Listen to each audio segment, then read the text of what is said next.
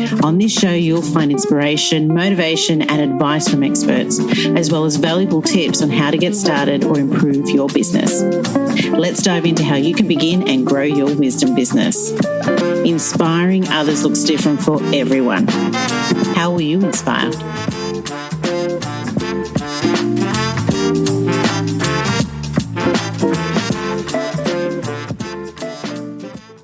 Welcome to the Wise Dome podcast, and today we're chatting with Paul Levitin. He's a behavioural change specialist and happiness and confidence coach. As a coach, podcaster, writer, and public speaker, he helps millennial professionals overcome self-doubt so that they can make more money doing what they love. Paul, welcome to the Wise Dome. Thank you so much for having me. I'm super excited to be here. Awesome. Let's just start with how you actually got started, where the whole idea come from, and get into this particular stage of coaching. Yeah, sure. So I started, I think like a lot of coaches do, maybe not all of them, but a lot of coaches as in the fitness world. So I was a personal trainer, nutrition coach.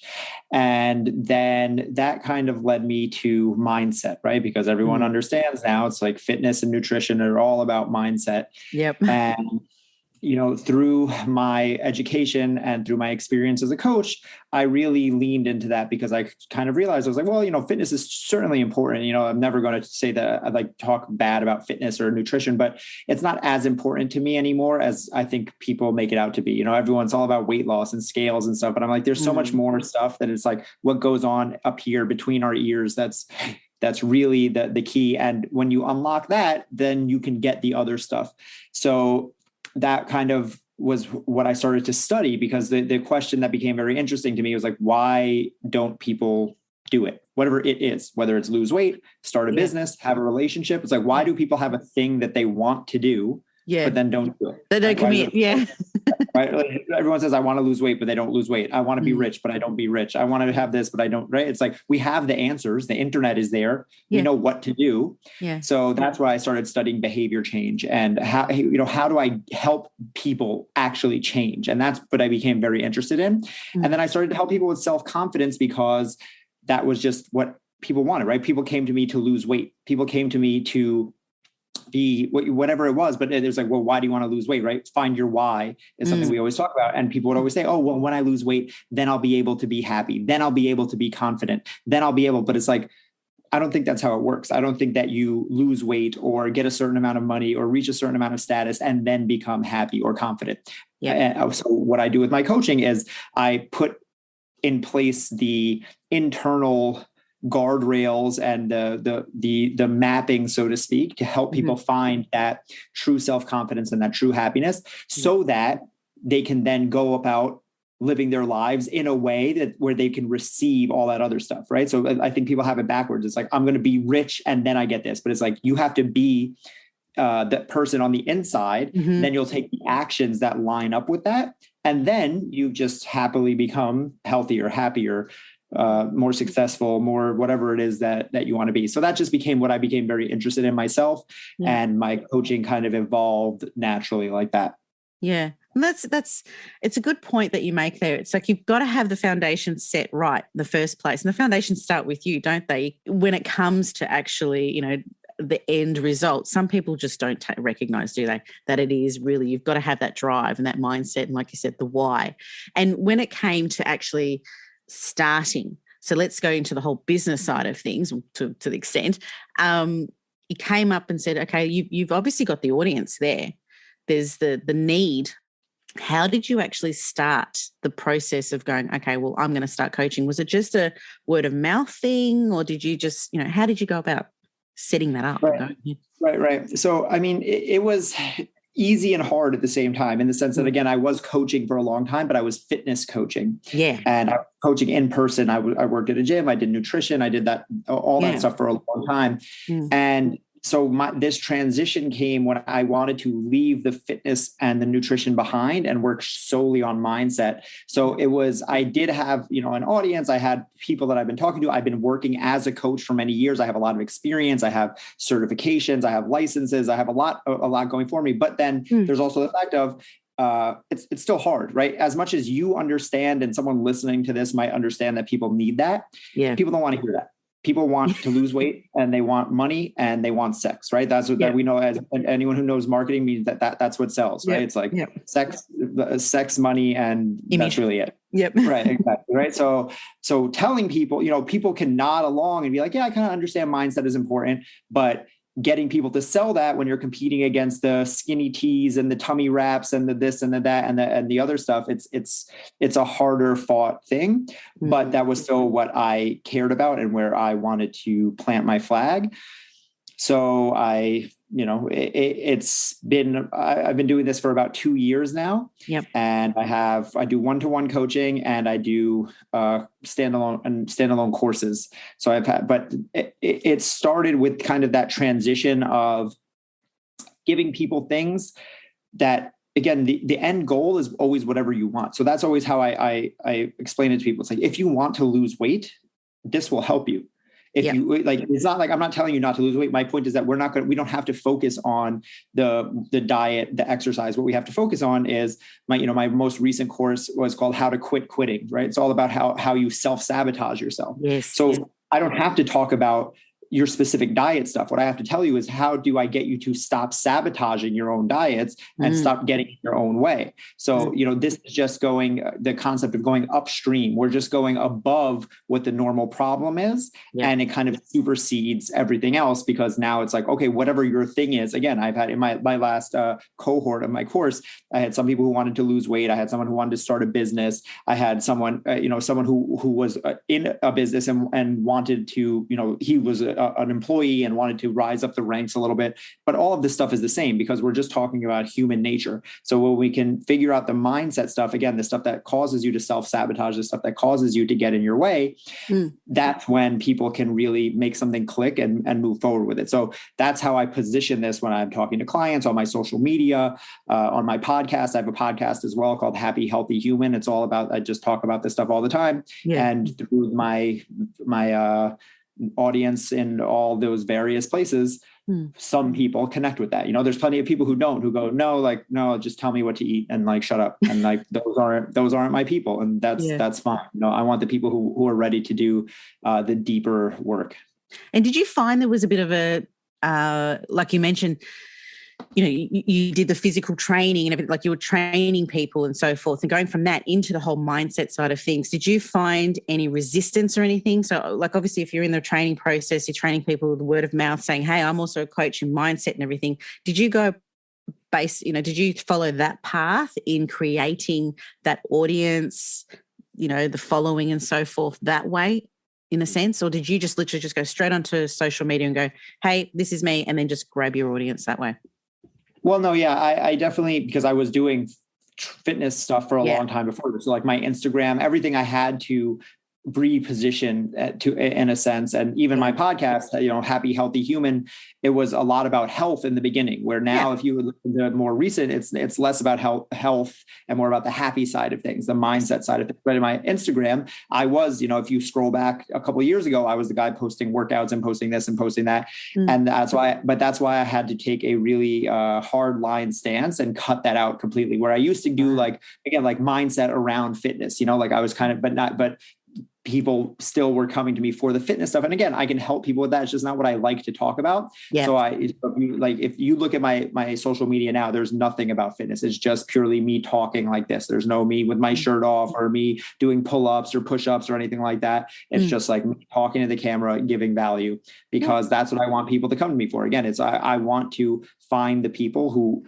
want to talk about the stuff that I want to talk about. And that took me, again, it's the level of, you saying no to some people, because people would still want that from me to do certain things, where I had to be okay with turning people away, even making less money, so to speak, which is a scary thing, right? That scarcity mindset of it's hard to say no to someone coming to me willing to pay for my services. But I'm like, that's not what I want to do. That's not what lights me up anymore. That's not what I want to talk about. And honestly, it's not what I think is the most important thing, right? That's the real thing to me. It's not that I don't want people to lose weight or get healthy. Of course I do. But I understand, after doing this for almost 10 years, that the best way for me to help people is what I'm doing right now. Now, other people might not understand that. They might say no, that doesn't make any sense. But I know, because this is what I do and I'm an expert. And like, so and like, well, you might not get it, but like this is where it's at. And I kind of have to just hold on to that and not be shaken out of my position, even though again, it can be that there are times when it is like, oh damn, like, I could just take the easy way out and sell people a 30-day 30-day fat loss program or something like that. Yeah.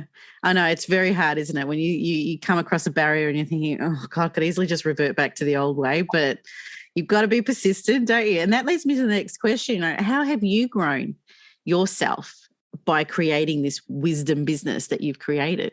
Yeah, I mean, it's just a learning experience and a growing experience of everything about people, right? And that's why, again, I know this is the right place to be, because all of this is, and when I say this, I mean my business, my podcast, this conversation, this is just the business of people, right? That's what I do, is I understand people and I understand how people work. And at the end of the day, we all are more or less the same. Like, yes, we're all special, unique snowflakes, but at the same time, we're all humans and we all have human tendencies and human nature. And that's why I said we all self-sabotage in the same way. We all get in our way in the same way. We all have perfectionist tendencies. We all have imposter syndrome. We all have all of these things that, and working on my business, I've seen it both in myself and in my clients. And that's really the thing that is so cool, is because we all kind of know ourselves, right? It's like we see it in ourselves. But what I get as a coach when I work with hundreds and hundreds of people is I see everything at a bigger scale, right? It's like, in poker, people who play competitive poker, they used to only be able to play real poker, right? You play at a card table. But now poker is very different because people can play online poker and they can play 7 games at once on the same computer screen. So you're getting a lot more information in the same time period. So now the level of skill in poker is much higher. And what I'm saying is like, that's kind of what this is, right? Where the average person only gets to see themselves live. I'm seeing my clients and I'm seeing people go to my course. Right. Exactly. So that's just all I'm doing, is I'm seeing again. And I'm very honest, like I'm struggle. And then in the same way, everything that I teach is stuff that I've learned for myself. All of the ways that when I teach people how to not self-sabotage, it's all ways that I've screwed myself in the past. And it's all stuff that I have to be honest with myself. It's just a level of like, I learned this stuff for me to make myself better. And now I can teach it to others. And like, why wouldn't I want to help more people? Yeah. And how do you go about with your coaching program? Is it all just, do you do it online, face-to-face? Do you share resources, et cetera? How have you set up your coaching program? Yeah. So it's a combination. It's one-to-one coaching like this on Zoom or, whatever platform, phone, Zoom, or however we can talk. I also have pre-recorded lesson modules. And then I have resources like worksheets and forms and different things that to take them through at different times, and as well as check-in. So it's a combination of like that one-to-one in-person, small group, right? Once a week or once a month, we have a group call, also the pre-recorded stuff. And there's a lot or a little. Some people need all of that stuff and some people just need a few pieces of it. And and that's the whole point of coaching, as opposed to just a course, right? Like it's the aspect of like, okay, we can tailor this specifically to you. Yeah. Because a lot of people take a course and they kind of just get washed away in it. They start a week later, they've already forgotten about it. It just becomes another thing in their email inbox. So I'm all for courses if you're going to finish it. But a lot of people, because that isn't the case, they need a little bit more hand holding experience. And that's when I'm there as a coach to walk them through and make sure they get the result that they sign up for. Well, considering what it is that you're teaching, why do you self-sabotage? Why do you quit when you're going to try and do something? Well, some people, if you're there holding their hand, that's the better option, isn't it? Because if you just throw a course at them, they're very likely going to quit again, like they have with everything else. So it's great that you offer those sort of extra, support system and so forth. Sometimes some coaches provide like a survey or questionnaire, whatever, and their potential clients fill that in, and then they actually structure according to what the help that they need. And then they basically tailor a package for that particular person, or they say, you know what, you can actually just go straight into this package. Do you do that with your clients and so forth? Yeah. So I have a very thorough intake process. Like I don't you can't just go and sign up for what I'm doing. Like I have, because my work is very hands-on and very one-on-one with people. I have at least 2 long calls like this before I even give someone the opportunity to potentially sign up with me. But in that time, I'm getting to know them, getting to understand their problems, getting to understand what's holding them back, getting to understand all of that stuff, which is part of the sales process as well, because I want them to understand that I am a real person and I'm not just, again, selling them some cookie cutter.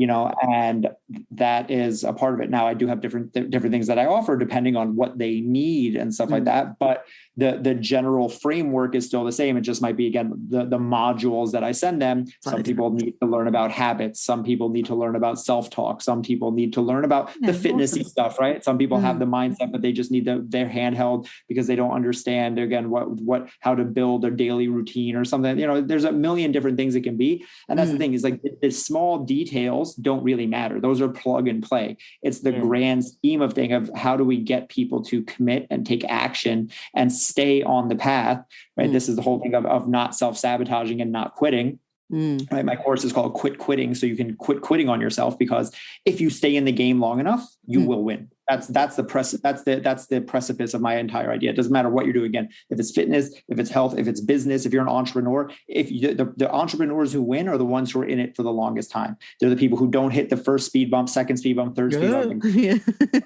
So that's all it is how do I get you to stay in the game long enough to receive the result that you're getting, right? People say diet. Oh, I did that diet. It didn't work. It's like, well, you just didn't do it long enough. Oh, well, I tried a business. I gave it 6 months. It didn't work out. Well, 6 months is nothing. You need to be in it for 6 years. How do we get you to stay in the game long enough for you to get the thing? If it's worthwhile to you. And that's another part of the process. How do we find out what actually is the thing that's worthwhile for you? How do we find out what your passion is? How do we know that this is the thing that's worth you putting the years of effort into? Because again, if it's not, then you're going to quit. And that's just a form of self-sabotage again. Yeah. And with the trust, the start of coaching, they have to trust you first to believe in you and to follow you and so forth. Is there like you mentioned, you have one-on-one before they even begin working with you. What level of trust is built up prior to that conversation? Yeah. It really depends, because people come to me from different places. So it can be from a referral, it can be from social media, it can be from a Facebook group. Yeah. A lot of that trust comes from my podcast. I have a podcast now, again, that is about a little over 100 episodes, and it's, there's a lot there. So a lot of times I'll be talking to people and I'll just be like, hey, what are you struggling with? Okay, here's a podcast. Go listen to that about it, right? I've done episodes on every topic. So people will hear me talk, right? If someone listens to my podcast and they hear me talk, they hear me on your podcast and they go, oh, I like what this guy has to say. They go and listen to my podcast. They listen to a few episodes. Now we get on a call. They know I'm a real person. Right. Someone who follows me on social media, the same thing. I'm myself on social media. I just give value all the time, because why wouldn't I? I read a lot. I listen to podcasts. I study a lot. I'm sharing knowledge all the time. This is not like a gatekeeping thing. This is like, here's what I'm learning. You take it.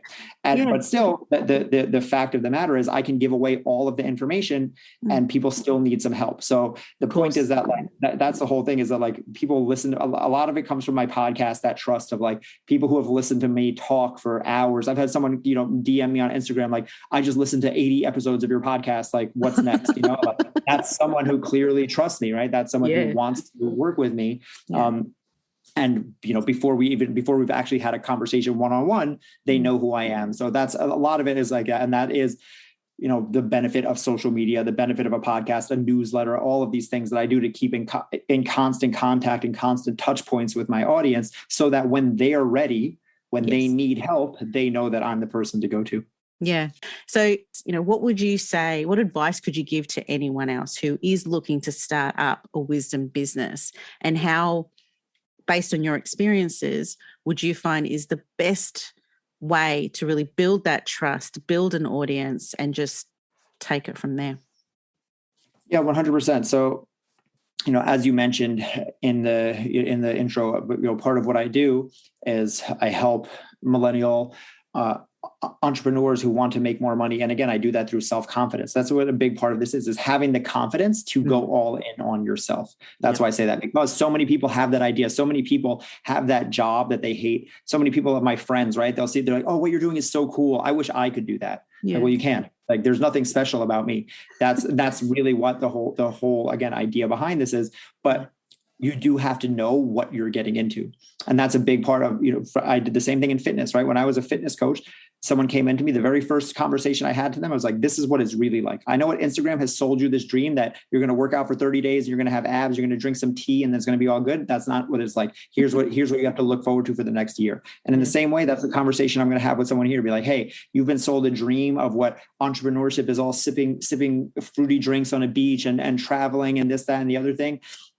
Maybe it'll get there for you eventually, but in reality, what you're signing up for, people like, oh, I want to be an entrepreneur, so I don't have to have a boss. But it's like, well, now you're just working 7 days a week, 24/7. Now you're stressed out. Now you have months where you make $10,000 or $20,000 in 1 month, and then you have the very next month you make $0. So how does that? A lot of unknowns. Right. So it's being very real with people. Are you ready for that? And that's what finding your passion, right? Part of what I do with my coaching is like, how do we find that thing that you're passionate about, the thing that you're going to go all in on? Because this is the stuff that I would talk about, even if I wasn't getting paid for it. My podcast, I didn't start it to make money. I just started it because I like talking about this stuff. I've done thousands of hours of podcasting because I enjoy talking about it. Like I get on shows like this because I enjoy talking about it. So this is what lights me up. And that's why I have the mental fortitude to stick to it, even when things aren't going my way. So if you're just looking at this from the thing of like, how am I going to get rich? How am I going to make money? What's going to help me quit my job? I mean, again, you can roll the dice. Maybe it shakes out like that for you. I hope it does. But in reality, what my advice for people who are looking for something like that is like, what is the thing that you really want to do? Yeah. And what is the thing that you can talk about in a way and be in it for the long run, right? Because again, if 6 months is not long enough, a year is not long enough. This needs to be something that like you can dedicate 5 years to. And that's the cool thing about the internet is you can do things part-time. You can do things, right? I did this on the side for a long time before I quit my job and went full-time on this. I didn't just jump right into this because I understood that like money is a real thing and I need to support myself. So these are the conversations that people need to be having. Is it a great opportunity? Yes. Do I think anyone can do it? Yes. If you have something to do, something worth teaching, something that worth sharing with the world, then you can do it. People are making millions of dollars dancing on TikTok. People are making millions of dollars eating food and having people listen to them. Like literally you can do anything. You just make money out of thin air. You just have to be willing to do it, right? And willing to put in the time and the grind because it is still a job. That's the whole thing. People think that's like, oh, like entrepreneurship isn't a job.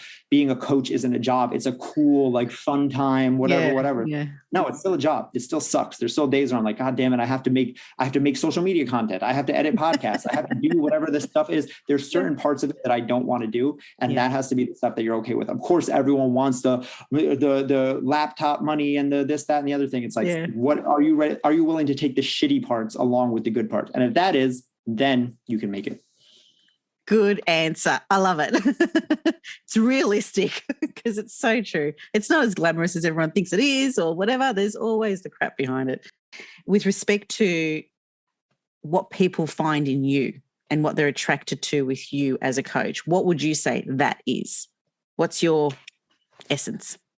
I mean, part of it, exactly like you just said, is just realism. I'm very straightforward and upfront with people. Mm-hmm. I also have been told that my talent is that I can explain very complex topics in a understandable and digestible way. And that's really what my superpower is, because I read a lot, I study a lot. I listen to podcasts. I talk fast because I listen to my podcasts on 3 times speed. So I'm listening to 15 podcasts a day, and I read. I talk fast too. Don't worry about it. Right.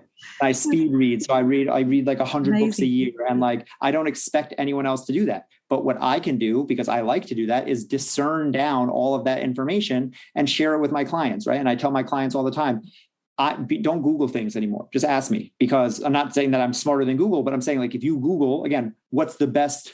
They're not going to know the context, are they? Exactly. It's going to say, what's the best diet? One thing says no carbs. One thing says only carbs. One thing says sometimes carbs on days that end with Y. It's like, well, what do I do now? So now you're just more same thing. Show how much, whatever the thing is, this is what I do. I eat, sleep, and breathe this stuff, and I can explain it in a way. And that's what my podcast is. And that's what my coaching is. And that's what my courses is. It's just taking these complex topics of human nature, of psychology, of behavioral science, and saying like, here's why it matters. Here's what matters about it. And here's how you can use this to actually live a better life. Because that's what people care about.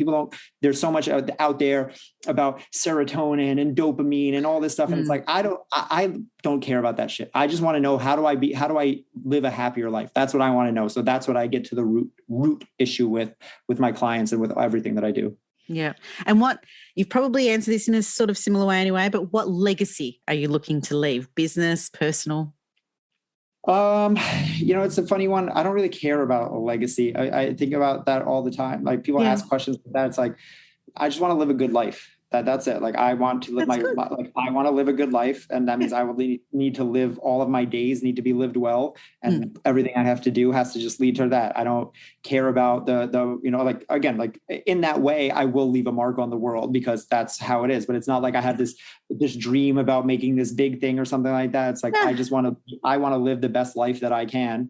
And then if I do that, then that's it. Yeah. And that is a wonderful legacy to leave. Now, an offer. Do you have an offer that you'd like to share with our audience? Yeah, for sure. So I mentioned already a few times my course, Quitting, How to Get Out of Cycles of Self-Sabotage. So I have a masterclass that goes over the 5 human tendencies that lead to self-sabotage and how to get out of those. I call them stuck patterns. So if anyone wants to check that out, I'll send the link and you can check it out for free. It's a 45-minute long masterclass. Sounds great. Well, thank you so much, Paul, for your time today. You've been amazing to chat to.